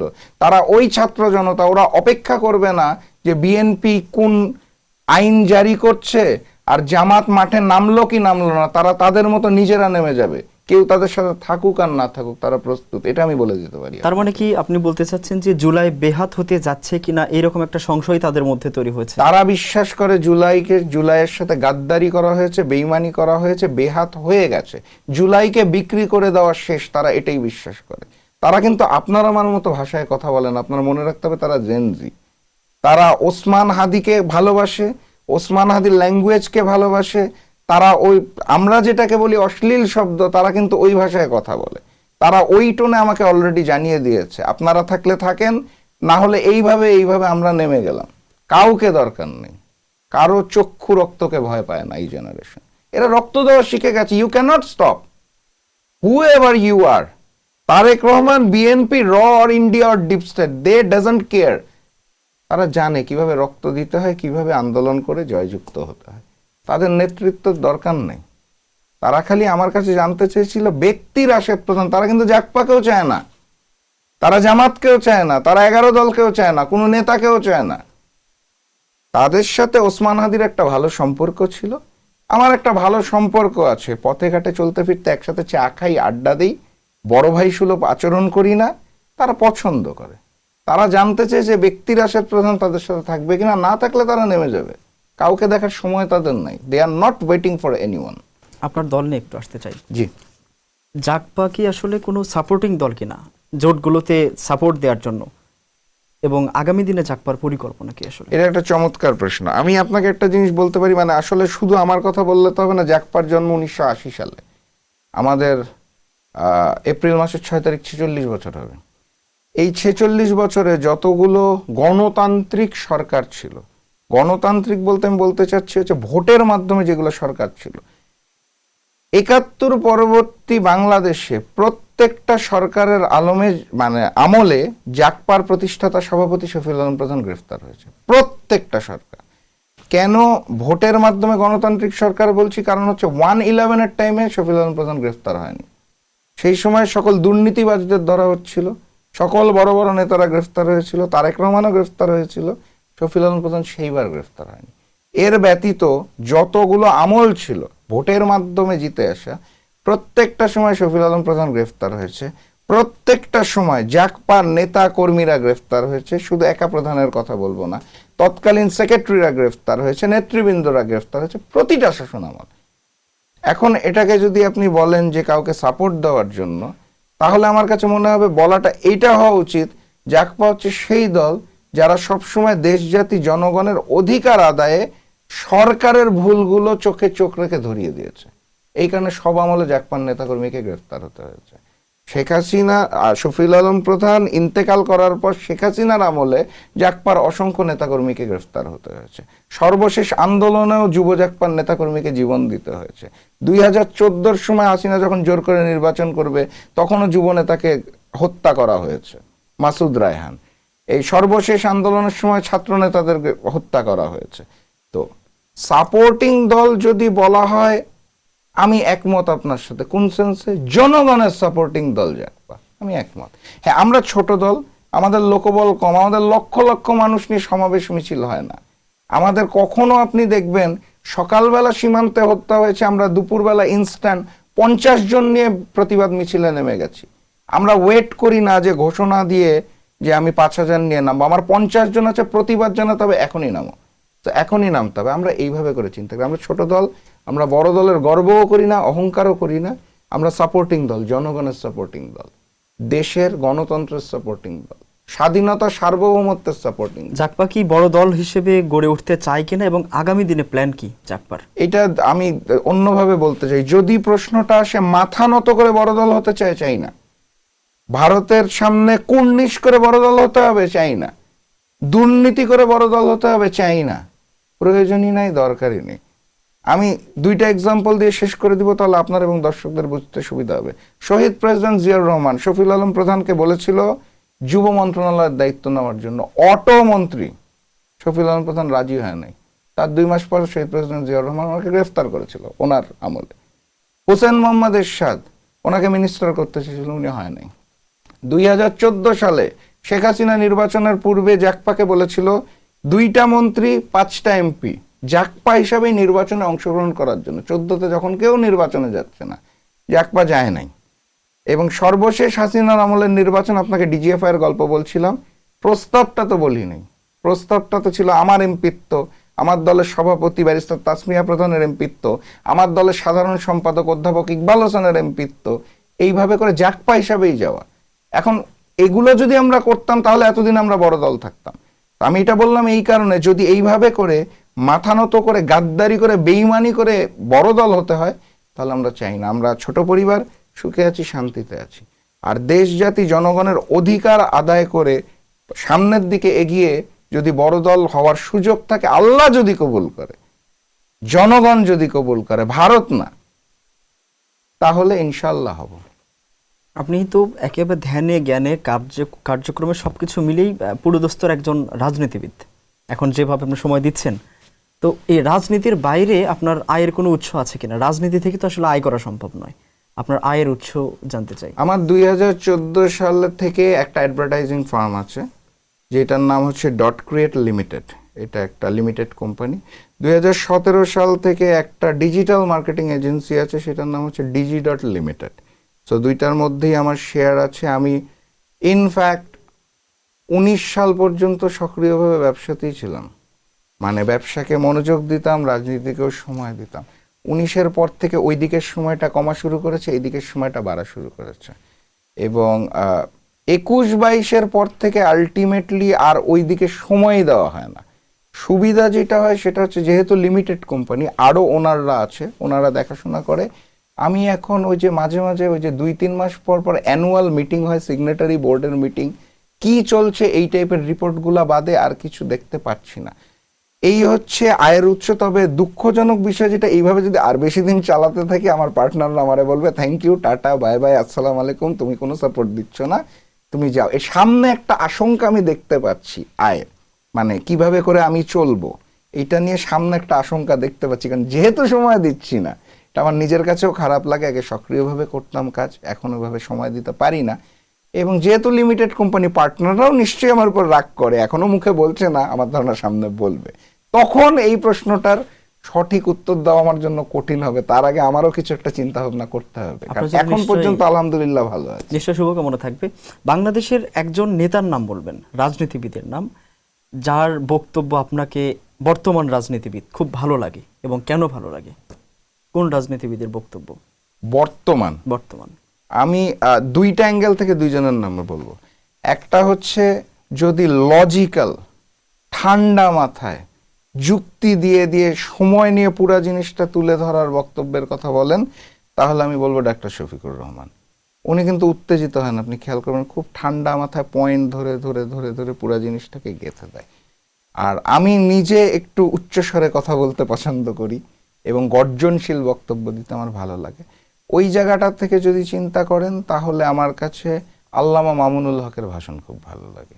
মানে উনি আসলে জনগণের পালস বুঝে এই সময় কি বলতে হবে। আমি আপনাকে জাস্ট একটু এডিশনাল একটা কথা বলতে চাই যে এই যে আমরা এখন দুই ভাই কথা বলছি, জনগণ দেখবে, এই সময় আমি চিৎকার করে এইভাবে করে যদি আপনার সাথে কথা বলি, এটা চলবে না, এই পরিবেশই না এটা। কিন্তু আপনার সামনে যখন 5,000 মানুষ আছে বা 50 জন আছে বা 5 লক্ষ আছে, তখন আপনাকে ওই জনগণের পালস বুঝে কথা বলতে হবে। আমাদের দেশের পলিটিশিয়ানরা এই দুইটার পার্থক্য অনেক সময় গুলিয়ে ফেলে। আপনি খেয়াল করবেন টক শোতে এসে অনেকে চিৎকার করা শুরু করে দেয় এবং ওই জায়গায় যে জনগণের পালস না বুঝে স্ট্র্যাটেজিক্যাল স্পিচ দিতে থাকে। আপনি সংসদ ভবনে যেই দুটো লাইন বলবেন, ওইটা জনগণের মঞ্চে বললে কিন্তু চলবে না। আর জনগণের এখানে যেটা বলবেন ওটা পার্লামেন্টে ঢুকে বললে চলবে না। পালস বুঝে কথা বলার একটা বিষয় আছে। এই জায়গাটাতে আমি দেখি অনেক বর্ষিয়ান রাজনীতিবিদ ভুল করে ফেলে, আমার কাছে মনে হয়। তো ওই জায়গাটার থেকে আমি মামুনুল হকের নাম বললাম। হি নোজ পিপলস পালস, এবং ওই জিনিসটা বুঝে উনি ওই গর্জনটা দিতে পারে। আমার কাছে বর্তমানে যেহেতু বললেন, এই গর্জনটা খুব ভালো লাগে। আপনি যদি কখনো সংসদে দায়িত্ব পান, তাহলে প্রথম কোন 3টা কাজের পরিবর্তন আনবেন? দেখুন, সংসদে দায়িত্ব পেলে তো আসলে পরিবর্তন আনা যায় না, প্রস্তাবনা দেওয়া যায়। তো প্রস্তাবনার যদি বলেন তাহলে হচ্ছে আমার ব্লাডের মধ্যে যেটা আছে এটা নিয়ে আমি প্রতিবাদ জানাবো, ভারতীয় আধিপত্যবাদ এবং আগ্রাসন বিরোধী। এবং আমাদের সমাজের কথা যদি বলেন তাহলে আমি শিক্ষা ব্যবস্থাটা নিয়ে একটু কথা বলতে চাই, কারণ আমাদের শিক্ষা ব্যবস্থাটার অবস্থা ভয়াবহ খারাপ। আমাদের যারা পলিসি মেকার এরা আসলে মানে জিনিসটা বুঝে নাকি বুঝে না, মানে নাকি মানে না, নাকি অবহেলা করে রাখতে চাই আমি জানি না। তো আমি এটা নিয়ে একটু কথাও বলতে চাই, আল্লাহ যদি কবুল করে কাজও করতে চাই, কারণ এই জেনারেশনটাই আমাদের ফিউচার বাংলাদেশ। সেকেন্ড যেটা, সেটা হচ্ছে আমি হেলথ সেক্টরটা নিয়ে একটু কথাও বলতে চাই, কাজও করতে চাই। এই জিনিসটা আমার খুব বিবেকের তাড়না। আমার জেলা পঞ্চগড়ে একটা ভালো হাসপাতাল নাই, ওখানে যে কেউ অসুস্থ হলে বাইরে কাজ করতে মানে চিকিৎসা করতে আসে। Not only Panchagarh, overall Bangladesh. আপনি খেয়াল করবেন বাংলাদেশে বড় পলিটিশিয়ান সর্দি কাশি হলেও সিঙ্গাপুর, মালয়েশিয়া, থাইল্যান্ড চলে যাচ্ছে। তো আমি চাই আমার দেশের প্রত্যেকটা মানুষের খুব ভয়াবহ লেভেলের ট্রিটমেন্টের প্রয়োজন না হলে দেশেই যাতে চিকিৎসাটা করতে পারে। তো প্রথমে হচ্ছে শিক্ষা, তারপরে হচ্ছে চিকিৎসা ব্যবস্থা। আরেকটা আমি যেটা নিয়ে কথাও বলতে চাই, কাজও করতে আমি একটা সম্ভাবনা দেখতে পাই, সেটা হচ্ছে আমাদের ট্যুরিজম সেক্টর। প্রচুর সুন্দর সুন্দর জায়গা আছে, আমরা মানে ওই ব্যবস্থাপনা করতে পারি না বলে ইউরোপ আমেরিকার ট্যুরিস্টরা আমার এখানে না এসে পাশ দিয়ে শ্রীলঙ্কায় চলে যায়, পাশ দিয়ে মালয়েশিয়াতে চলে যায়, পাশ দিয়ে মালদ্বীপে চলে যায়। প্রত্যেকটা জায়গা আমি ঘুরেছি, আমি মালদ্বীপে গিয়েছি, আমি শ্রীলঙ্কায় গিয়েছি, আমি মালয়েশিয়াতে গিয়েছি। একই রকম সুন্দর জায়গা আমাদের দেশে অনেকগুলো আছে, কিন্তু আমরা ওই ফ্যাসিলিটিস দিতে পারি না। এই ইউরোপ আমেরিকার মানুষগুলো দেশে আসলে প্রচুর বৈদেশিক মুদ্রা আমার দেশে আসবে। তো আপনি 3টা বলেছেন, প্রথম হিসাবে আমি 3টা নিয়ে কথাও বলবো, আল্লাহ যদি কবুল করে আমি কাজ করারও চেষ্টা করব। আর বিবেকের তাড়নায় প্রতিবাদ জানিয়েই যাব ভারতীয় আধিপত্যবাদ এবং আগ্রাসনের। আপনি যে জেনজির কথা বলছেন, তাদের নিয়েও কাজ করতে চান। তো এই যে জেনজির কথা যদি বলি, এই জেনজিরা অর্থাৎ তরুণ প্রজন্ম এখন যারা, তারা কিন্তু অনেকাংশ এখনো রাজনীতি বিমুখ। তাদের উদ্দেশ্যে আপনার মেসেজটা কি হবে আসলে? শুধুমাত্র জেনজি না, আমি সারা বাংলাদেশের মানুষকে যেটা বলতে চাই, প্রত্যেকটা মানুষকে রাজনীতি করতে হবে না, প্রত্যেকটা মানুষ ডাক্তার হবে না, প্রত্যেকটা মানুষ টিচার হবে না। যে যার পেশাতেই থাকবে, যে যার কার্যক্রমই করবে, সবাইকে সক্রিয়ভাবে রাজনীতি করার প্রয়োজনও নাই। কিন্তু দেশের প্রত্যেকটা মানুষকে, নট অনলি জেনজি, দেশের প্রত্যেকটা মানুষকে রাজনীতি কি, দেশ কি, জনগণ কি এবং রাজনৈতিক নেতারা তাদের ভালোর জন্য নাকি খারাপের জন্য, এই জ্ঞানটুকু রাখতে হবে। এবং সেটাকে যে একদিনে সব ধারণ করে রেখে দিলাম তা না, টাইম টু টাইম তো পরিবর্তন হয়। আজকে আমি ভারতীয় আধিপত্যবাদের বিরুদ্ধে কথা বলছি, কালকে যে আমি ভারতের থেকে এক ব্রিফকেস টাকা নিয়ে ভারতের পক্ষে বলছি না, এখনো আগের জায়গায় আছি, এই খবরটা রাখতে হবে। অর্থাৎ আমি যেটা বলতে চাচ্ছি সেটা হচ্ছে সবাইকে রাজনীতি সম্পর্কে, দেশ জাতি জনগণ সম্পর্কে তাদের আকাঙ্ক্ষা সম্পর্কে এবং কারা তাদের পক্ষে, কারা তাদের বিপক্ষে, কারা দেশের পক্ষে বিপক্ষে, এই জ্ঞানটুকু time to time up to date থাকতে হবে, জানতে হবে। অর্থাৎ রাজনীতি না করলেও রাজনীতি সচেতন হতে হবে। Absolutely, absolutely. আমরা প্রায় একেবারে শেষের দিকে চলে আসছি। শেষ প্রশ্ন আপনার কাছে, সমৃদ্ধ একটা বাংলাদেশ গড়ার জন্য আপনার কাছে কোনো মাস্টার প্ল্যান আছে কিনা? দেখুন, আমি যেটা বিশ্বাস করি সেটা হচ্ছে একটা মানুষ কখনো মাস্টার প্ল্যান করতে পারে না। আপনি দেখবেন জুলাইয়ের পরবর্তীতে who is the master planner, এইটার বিতর্ক এখনো শেষ হয় নাই। আমরা রিসেন্টলি দেখতে পেলাম মির্জা ফখরুল ইসলাম আলমগীরও মাস্টার প্ল্যানার হয়ে গেছে। 6 তারিখ না 5 তারিখ আসে, এটা এখন তিনি বলেছেন, এতদিন পর জানলাম। এর আগে তারেক রহমান মাস্টার প্ল্যানার হয়েছে, কেউ কেউ ডাক্তার শফিকুর রহমানকে মাস্টার প্ল্যানার বলেছে, Nahid master planner, Sarjis master planner, আর আগে কে ছিল মাহফুজ সাহেব। তো অভাব নাই মাস্টার প্ল্যানার। আমি একটা বিশ্বাস করি, আপনি বাংলাদেশকে সমৃদ্ধ বাংলাদেশ বানাবেন, আপনি কেন একজনের মাস্টার প্ল্যান নিতে হবে?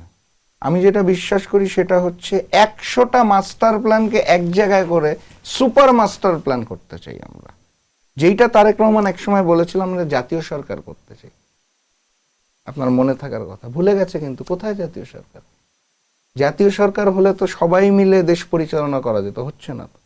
আমি ওটাই বিশ্বাস করি, বাংলাদেশে অনেক মেধাবী মানুষ আছে যারা পড়াশোনা শেষ করে বিদেশে চলে যায়, কারণ তাদের কাজের কর্মক্ষেত্র আমরা সৃষ্টি করে দিতে পারি না, সেই বেতনও দিতে পারি না, পরিবেশও দিতে পারি না।